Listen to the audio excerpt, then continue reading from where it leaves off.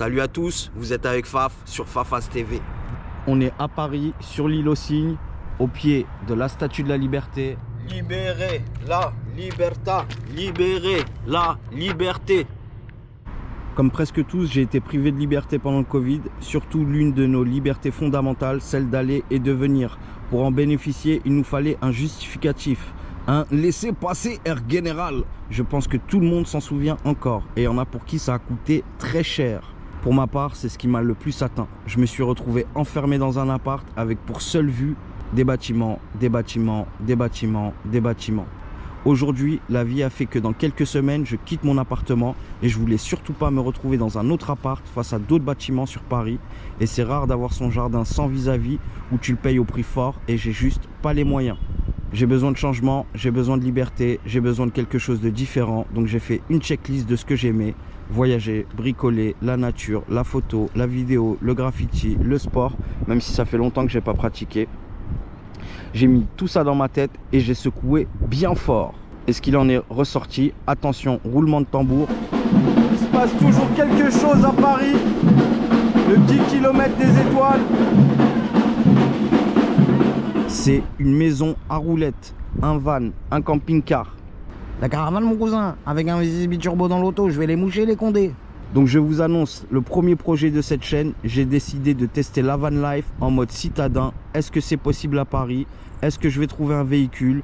J'ai plein de questions qui se bousculent. Donc si ça t'intéresse, si tu as envie d'avoir les réponses, de suivre l'aventure d'un nomade à Paris et d'y participer, si tu as des idées, des astuces, alors abonne-toi, like, mets-les en commentaire, active la petite cloche des notifications pour suivre les prochaines vidéos. Ça fera plaisir. Tout droit sorti des profondeurs de la Seine. Des vélos, des scooters, l'Acadie Life, des vélos, une mobilette. Mais qu'est-ce que c'est? Une 103, une Vogue, une 51? Je connais que deux personnes capables de la restaurer. Lolo les bons tuyaux et Tomahawk Tuning. Dis Daddy, qu'est-ce que c'est?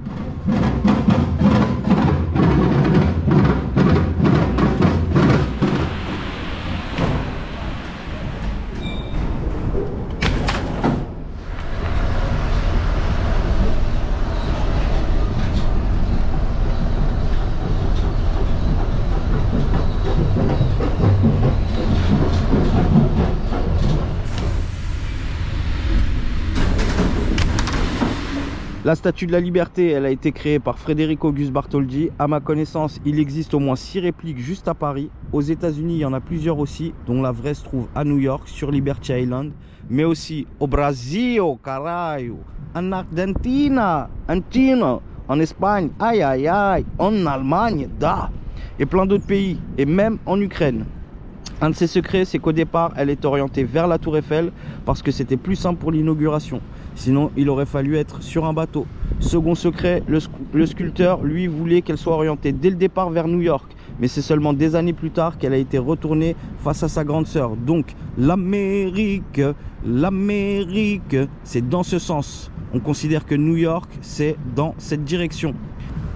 Là, on est au pont de l'Alma. Ce que vous voyez, c'est la réplique grandeur nature de la torche que tient la Statue de la Liberté de New York. C'est devenu après un mémorial en hommage à Lady Di, après que des anonymes aient recouvert de fleurs ce monument le matin de l'annonce de sa mort.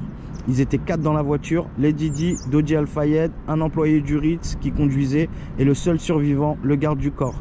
Il y a tout un mysticisme autour de cet accident. Je vous laisse faire vos recherches si ça vous intéresse. En attendant, on va se quitter ici. Et n'oubliez pas, likez, abonnez-vous, commentez. Et à bientôt dans une nouvelle vidéo. Ciao!